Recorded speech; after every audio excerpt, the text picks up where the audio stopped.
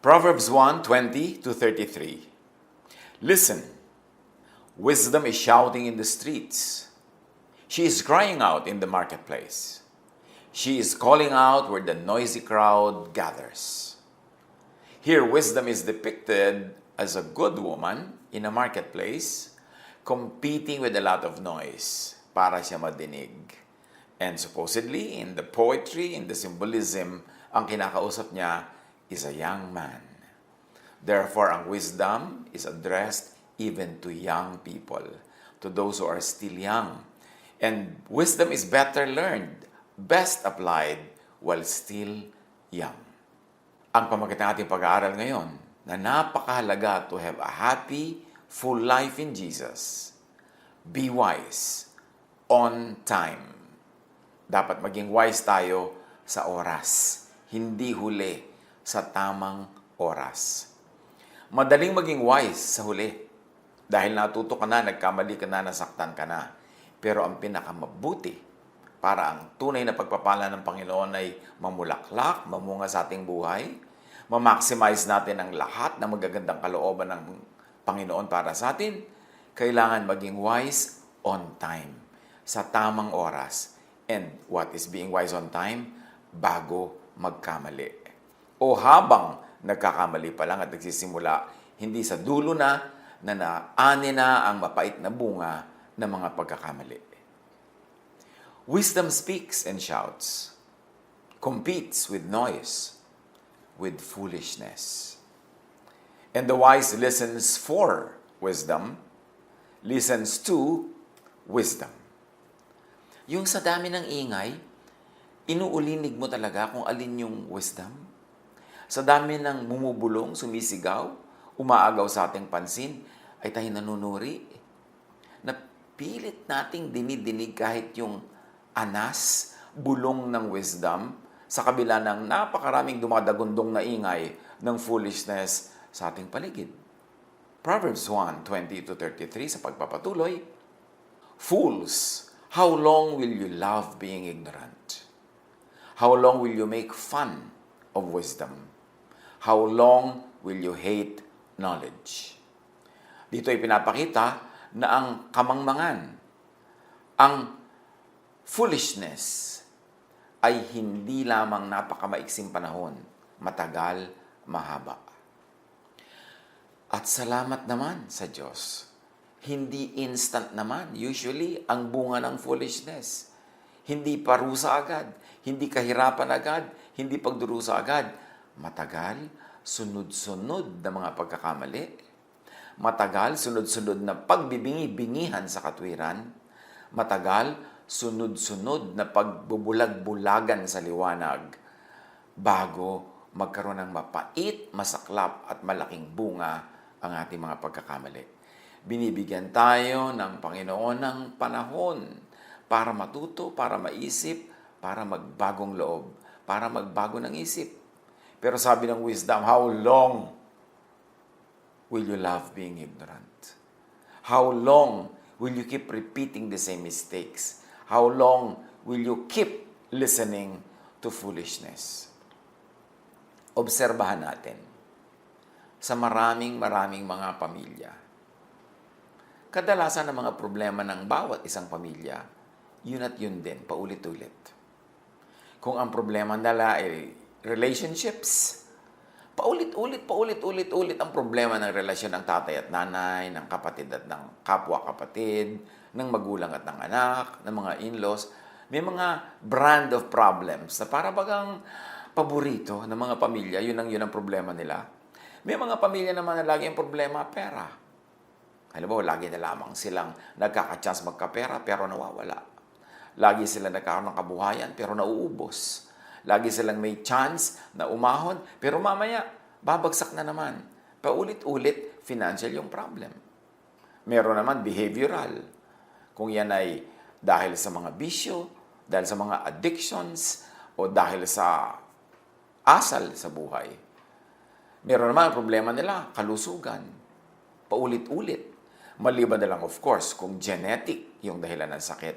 Pero marami mga sakit ng pamilya na dahil sa kanilang lifestyle, dahil sa kanilang values, dahil sa kanilang pamamaraan ng pamumuhay, paulit-ulit ang mga problema kasi paulit-ulit din ang ginagawa nila mga maling hakbang. Kaya sabi ng wisdom, how long will you listen to foolishness? How long will you ignore wisdom? How long will you keep repeating the same mistakes? At sa puntong ito, magandang mag-isip tayo agad mga kapatid. Ano ang paulit-ulit na problema natin individually, personally? Ano ang paulit-ulit na mga problema ng ating mga pamilya, ng ating lipunan, ng ating sambayanan? Malamang na ang dahilan nun ay paulit-ulit na pagkakamali at paulit-ulit na napakatagal na pagbibingi-bingihan sa karunungan at sa itinuturo ng wisdom. Verse 23, I wanted to tell you everything I knew and give you all my knowledge, but you didn't listen to my advice and teaching. Ganyan daw katyaga ang wisdom. Ganyan katyaga ang Diyos. Ganyan katyaga ang karunungan at kaliwanagan. Paulit-ulit, turo ng turo, pero patuloy na hindi pinakikinggan ng mga foolish people. And it takes consistency and stubbornness to be foolish. You don't become foolish by committing one mistake, or two, or three. Foolishness is in continuous repetition of errors and mistakes without learning. Verse 24 and 25. I tried to help, but you refused to listen. I offered my hand, but you turned away from me. You ignored my advice and refused to be corrected. So wisdom tries to help. Wisdom offers a helping hand. Wisdom uses tools, instruments, helpers to teach us. Kung yun man ay mga formal teachers, informal teachers, counselors, kung yun man ay verses, yun man ay mga buhay ng nasa paligid natin o sarili nating buhay o mga mumunti, maliliit na mga pain na nararamdaman natin tuwing mali ang mga ginagawa at mga desisyon natin sa buhay, patuloy at patuloy na kinakausap tayo ng wisdom. Kaya helpful, useful kuminsan yung pain. Kasi tool yan, instrument yan ng wisdom to call our attention that something is wrong. And why is our attention being called? So that the wrong thing will not become a bigger and bigger and bigger mistake. Kasi lahat may bunga. Nagbubunga ang lahat. Fools turn away from wisdom and godly reason. Fools ignore godly advice and correction. Fools ignore early signs of trouble and early and light corrections. Isa yan na characteristic of foolishness. May mga senyales na napatungo siya sa problem, hindi pa niya pinapansin. Binibigyan na siya ng mga magagaang tapik, pitik, kalabit. Hindi niya pinapansin. Ang inaantay niya ay malaking dagok, malakas na hampas, malakas na palo, para lang siya magising. Pero kung tayo ay makikinig lang sa mga maliliit na bagay, mga bulong, mga anas ng karunungan, mga tapik at pitik ng buhay, hindi na tayo aabot pa sa lumala ng lumala. Kaya kung nagkakaroon ka na ng financial problem, bata ka pa lang. Nagkakaroon ka naman ng chances, pero laging nasisira yung chances na yon. Hindi natin tinutukoy dito yung talagang wala namang chance magkamali dahil wala talagang pera, wala. Pero yung meron, tapos nawawala pa. Tapos magkakaroon ulit, mawawala na naman, pabalik, merong foolishness involved. Huwag tigasan ng loob, huwag tigasan ng puso, huwag magbulag-bulagan, makinig. Para hanggang mga tampal-tampal pa lang ang maabot natin, hindi dagok at mariing hampas para tayo matuto. May mga signs of trouble. Kahit sa mapapangasawa mo pa lang, girlfriend mo pa lang, boyfriend mo pa lang, makikita mo yung magiging signs of trouble sa buhay ninyo pag magkasama kayo, pag mag-asawa na kayo eh. Kasi kung meron kayong long enough na pagsasama bilang magkasintahan bago kayo magpakasal, makikita mo na what kind of troubles does this person get into. Do I want to be part of that trouble, which probably will become bigger and bigger as time goes by? Ano ang mga sinasabitan niyang problema? Yun at yun. Kasi ang tendency niyan, unless siya ay matuto at makinig sa wisdom, magpapaulit-ulit lang yun. Kaya kung babaero, magiging babaero. Maliban na lang talagang magpalit ng pag-iisip. Kung utangero, magiging utangero. Kung lagi na lamang pumupunta sa maraming nasuswindle siya, naloloko, napagsasamantalahan, paulit-ulit na mangyayari yun. Kung hindi siya makikinig sa mararahan ng mga paalala. Pero habang siya ay lumulubog sa problemang yan at paulit-ulit niyang ginagawa ang same mistakes, palakas ang palo. Palala ng palala ang bunga, pahirap ng pahirap ang buhay. Kaya dapat makinig habang banayad na bulong pa lang at hindi ka pa binubulyawan ng langit. Habang banayad na pitik pa lang at hindi ka pa hinahagupit ng latigo, kailangan makinig. At any given time, wisdom is teaching us a lesson. Every failure, every pain, every suffering, yan ay may daladalang lesson. At kadalasan, bunga lang talaga ng ating mga ginagawang mali. Kung hindi man natin directly, personally ginagawa yan ng mga taong sangkot tayo at sangkot sila sa atin. Halimbawa, magulang at anak, kapatid at kapatid, mag-asawa, nagkakaroon tayo ng effect sa isa't isa. Kaya importanteng maging matino. Kung minsan ang tinutino ng buhay mo, tapos yung kapatid mo, waldas. Kung minsan inaayos mo ang buhay mo, pero yung tatay mo, pabaya. Minsan, ang mga magulang mo, nagpapakahusay, nagpapakatino, pero yung anak naman, ang gumagawa ng kung ano-ano mga kabalbalaan na paulit-ulit. Nagsisimula yan, maliit lang. Pag hindi mo itinuwid, lalaki yan ng lalaki. Kaya dapat makinig sa wisdom. Fools insist on foolishness. And this early, sa ating pag-aaral, dapat ina-identify na natin, ano ba ang aking mga foolishnesses? Ano ang foolishnesses na nakikita ko sa mga taong malapit sa akin? Ano ang pwede kong gawin para yun ituwid? O ano ang pwede kong gawin para iligtas ang sarili ko sa sure disaster na darating sa kanya? At pag hindi ako lumayo, hindi ako gumawa ng tama, ay madadamay at madadamay ako. Foolishness is a long road. It's not a short trip. It takes many stubborn steps to and into irreversible results. Bihirang-bihirang mangyari na isang tao ay biglang-bigla na lang na nasadlak sa sobrang-sobrang laking problema. Usually, step by step ang punta doon. Halimbawa, meron kang malaking kabuhayan, biglang nawala, isang iglap, napaka-imposible naman nun, maliban na lang biglang itinaya lahat sa isang sugal.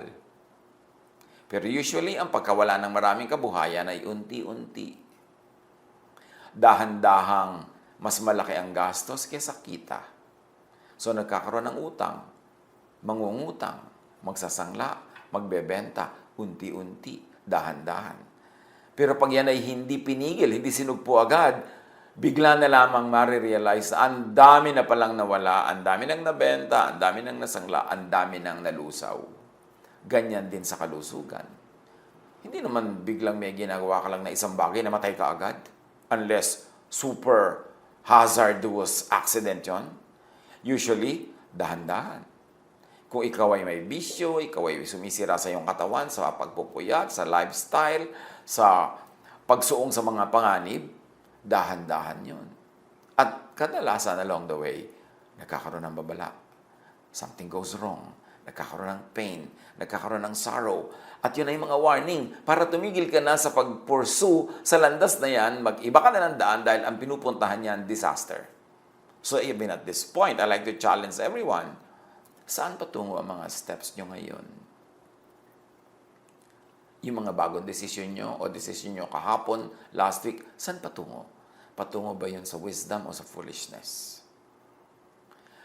nandito tayong lahat ngayon sa kinakatayuan, kinakaupuan natin, sa ating kinalalagyan, dahil dinala dito tayo ng marami mga steps that we have taken in the past.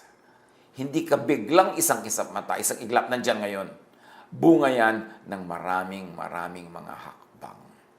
At kung nakakahalata ka na hindi mo gusto yung kinalalagyan mo ngayon, o hindi mo gusto ang pinupuntahan mo, stop, mag-U-turn, change your way para maiba. Huwag nang ituwid pa ng isang pagkakamali ang isang pagkakamali kasi lalong babaloktot. Umatras. Kung nakakaramdam ka na patungo ka sa disaster, atras. Kung noong mga una ay nakakalusot ka, nakakapagpalusot, don't think na laging may lusot. Why? Because what you plant is what you harvest. Yan, pag nag-analyze tayo ng maraming taong lumulubog sa problema, ang isang dahilan. Magkakaproblema sila dahil sa foolishness, magpapalusot. Gagawa ng palusot, tatapalan, tatakpan, pagtatakpan, gagawa ng isang mali para takpan yon o para punuan yung kulang. Pero mamaya, palaki ng palaki yung mistake, palaki ng palaki ang kulang, palaki ng palaki ang ginagawang pagtapal, hanggang isang araw sumambulat na ang laki-laki na pala ng problema. Verse 26 of Proverbs 1, "So I will laugh," sabi ni Wisdom, "at your troubles, and make fun of you when what you fear happens. Disasters will strike you like a storm. Problems will pound you like a strong wind. Trouble and misery will weigh you down." Yan ang sabi ni Wisdom. Sa hinaba-haba ng pagtuturo ko sa iyo, sa dinami-rami ng warning na inignore mo, pag dumating ang panahon na biglang sumabog ang problemang nililikha mo, huwag kang umasa na bigla kitang hahanguin dyan. Foolishness leads to disasters, problems, trouble, and misery. Natural law prevails because God is the author of nature and God is the author of natural law. And natural law always demands and ends in balance. Ang utang binabayaran, ang pagkukulang pinupunuan, ang baluktot itinutuwid, ang madilim nililiwanagan, ang mali itinatama. Causes will have effects. Ano man ang nangyayari sa buhay natin ngayon, effects ng causes that we or people close to us have done in the past, either immediate or in the past long gone. Kumisa nga yung pagkakamali ng lolo, pagkakamali ng nanay, ng tatay, pinagdurusahan pa hanggang ngayon ng apo. Kasi may bunga ang bawat bagay. Ang magandang bagay na ginawa ay magbubunga ng maganda. Ang hindi magandang bagay na ginawa ay magbubunga ng hindi maganda. Planting will lead to harvest. Wisdom abides by natural law, by cause and effect. Wisdom lets fools harvest what they plant. Walang palusot. Ang problema kumisan sa magaling lumusot, magaling gumawa ng paraan, magaling magtapal, akala nila laging magwo-work yun. Pero meron yung bunga. Proverbs 29:1, "Whoever remains stiff-necked after many rebukes will suddenly be destroyed without remedy." Yung laging utang ng utang kasi hindi naman nakakabayad at wina-warningan na ng lahat, huwag ka na mangungutang, nadedemanda na, nakukulong na, inaaway na, nalalagay na sa panganib. Tapos yung pa rin, utang pa rin ng utang, you live within your means para hindi mangyari yon. But there are people who never learn the simple arithmetic of do not spend more than you earn. Understandable lang ang spending more than you earn pagka mayroong medical emergencies. Pag may nakatayang life and death, na kailangan ka mangutang. Pero yung mangungutang ka para ka mag-party, mangungutang ka para ka magbakasyon, mangungutang ka para ka bumili ng bagong kotse, o mangungutang ka para ka magpagawa ng ganito't ng ganyang project, o bumili ng ganito ganyan, or hindi mo man inuutang ay lalong masama kung ninanakaw. lalong masama kung kinukupit, lalong masama kung ginagawaan ng masamang paraan para makuha, hindi naman talaga necessary sa buhay, may bunga yan. May bunga yan. Hindi pwedeng wala. Now, wisdom seeks refuge and protection in God on time before the disaster happens. Kasi nung nandyan na yung disaster, anong sabi ng wisdom? I will laugh at your calamities. Hindi ka nakinig sa akin noon. Don't expect me na biglang makinig sa iyo ngayon at hanguin ka sa hukay na ikaw mismo ang unti-unting naghukay at ikay nabulid, heto ngayon, hihingi-hingi ka sa akin ng awa. Fools will call for me, but I will not answer, sabi ni wisdom. They will look for me, but they will not find me. Kasi may panahon ng paghahanap ng wisdom before the problem strikes, not after. Not during, before. This is because they hated knowledge. They refused to fear and respect the Lord. They ignored my advice and refused to be corrected. They filled their lives with what they wanted.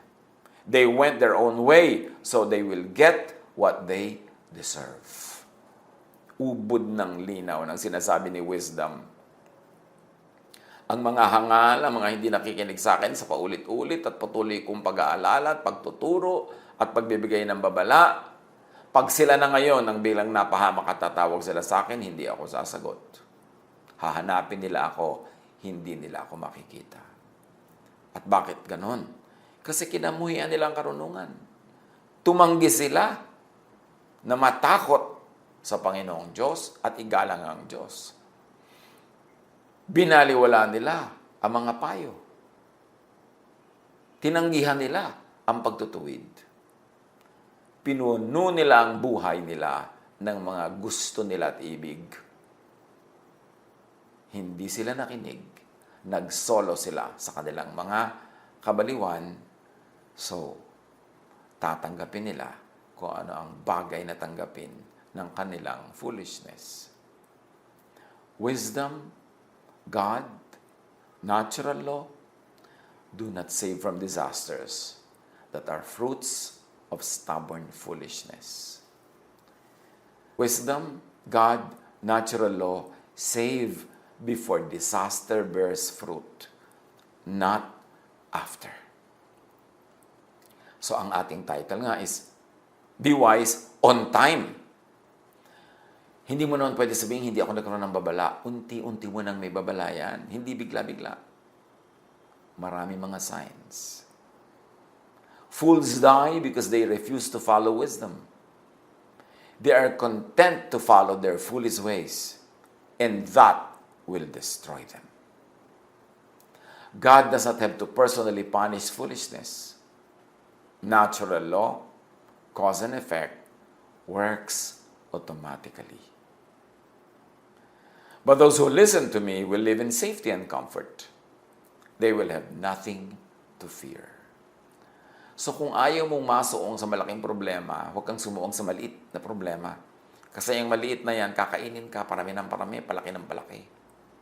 Listen to wisdom. Long before disaster strikes. Listen to wisdom before, not during, not after disaster comes. Is the time to listen. Kailangan makinig na agad habang maaga. Right now, let's stop in our tracks. Freeze where you are. At suriin kung bakit ka nasa kalagayan mo ngayon. Yung may problema, isipin, anong mga hakbang ang ginawa mo o ginawa ng mga taong malapit sa iyo at sangkot ka? Anong mga ginawang hakbang? Bakit ka nandyan ngayon?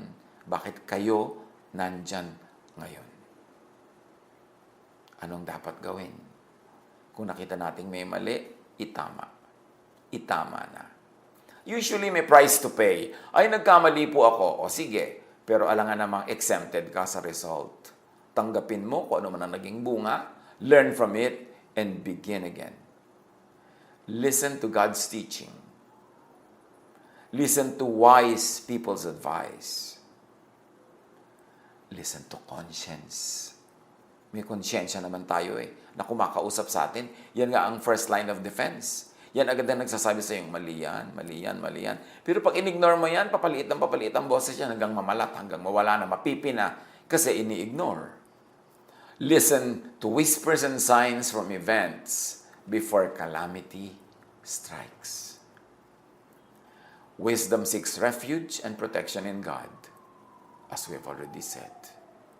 But how do you really seek refuge in God? Paano ba kumakanlong sa Diyos? Psalm 34:8, taste and see that the Lord is good. Blessed is the one who takes refuge in Him. Now we have to define why. How does it happen? Paano ba tayo kumakanlong, sumisilong sa Diyos? Taking refuge in God doesn't mean running to God for protection only in the actual time of trouble. It also means walking in God's ways every day before the actual time of trouble comes. Mahalaga yun. Hindi ka lang tatakbo sa Diyos ngayon dahil andyan na yung problema. Dapat araw-araw, wala pang problema, bago magka-problema. At para hindi magka-problema, humahakbang ka na unti-unti, kahit maliliit na hakbang, patungo sa Diyos sa pagsunod sa kalooban ng Diyos. Hindi pwedeng hakbang ka ng hakbang ng palayo sa Diyos, tapos biglang ang kaharap mo ay disaster, bigla kang tatakbo pabalik sa Diyos kasi ang layo na nang narating mo. Taking refuge in God is best done by walking every day in the right path. Small steps. Ang tunay na pagkubli sa Diyos, pagsilong sa Diyos, yung pagkubli at pagsilong sa Kanya sa maliliit na paraan, araw-araw, sa marami at mahabang panahon. Not by constantly walking in the wrong path, and then making a sudden U-turn to God when already faced with danger and disaster. You can try that if you're in a big trouble now. Why not? Baka naman biglang maligtas ka. But history and common observation both tell us it doesn't usually work that way. Ang mabisang pagsilong sa proteksyon ng may likha ay ginagawa hindi lamang sa aktwal na oras ng panganib at kapahamakan.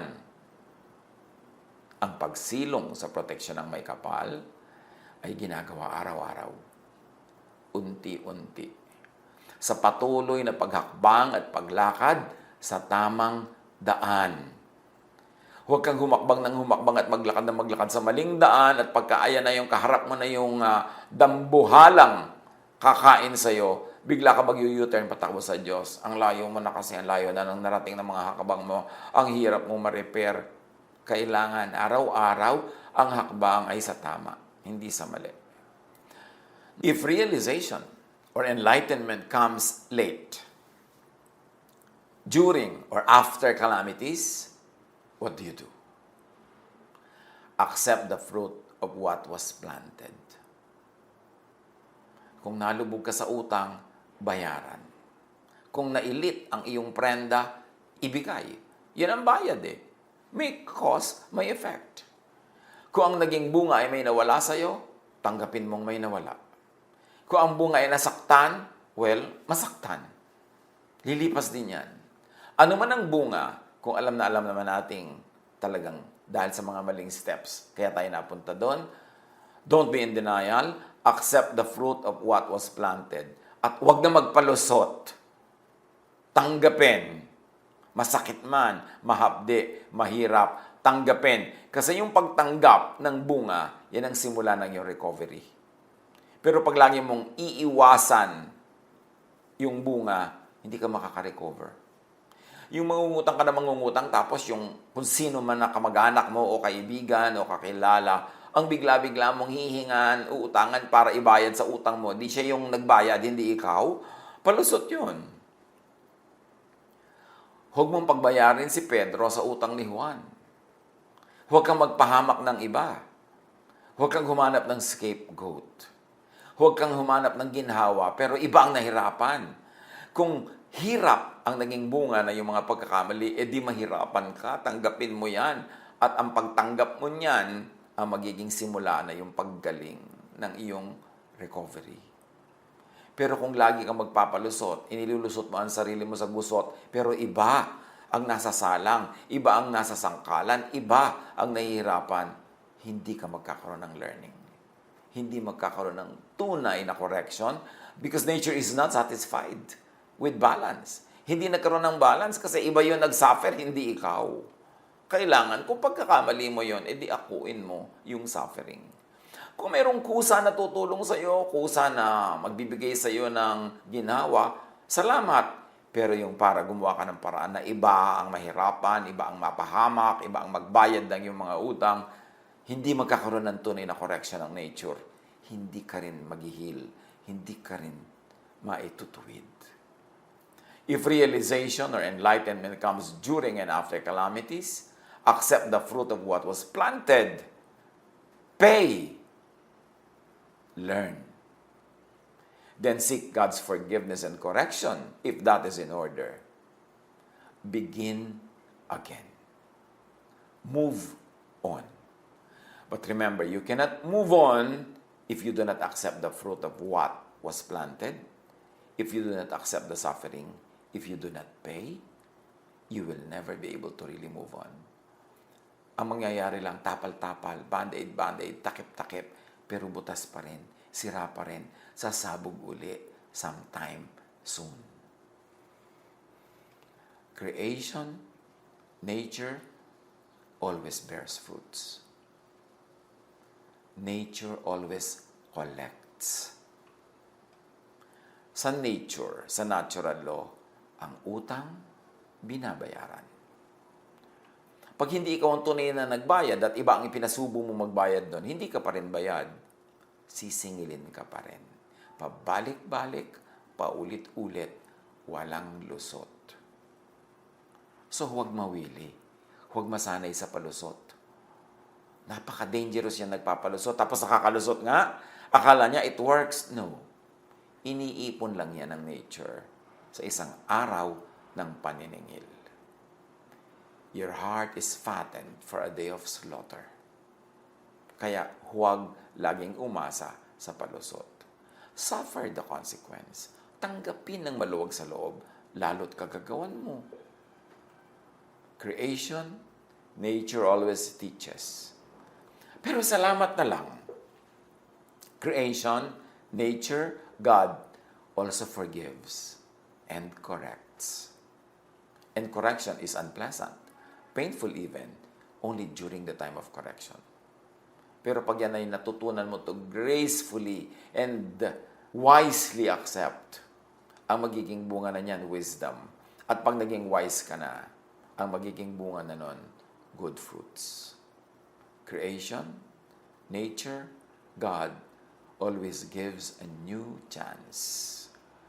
So kung meron man sa atin na nasadla kayo ngayon sa malaking suliranin, mabigat, mahirap na situation, harapin. Face the music. Tanggapin ang bunga. Ibayad ang dapat ibayad. Magdusa kung dapat magdusa. Pero matuto. Ituwid ang sarili. Humingi ng tawad sa Diyos o sa kapwa na nagawa ng mali. Magsikap at matuto. Magkakaroon lagi tayo ng chances. Because God is always God of second, third, fourth, infinite chances.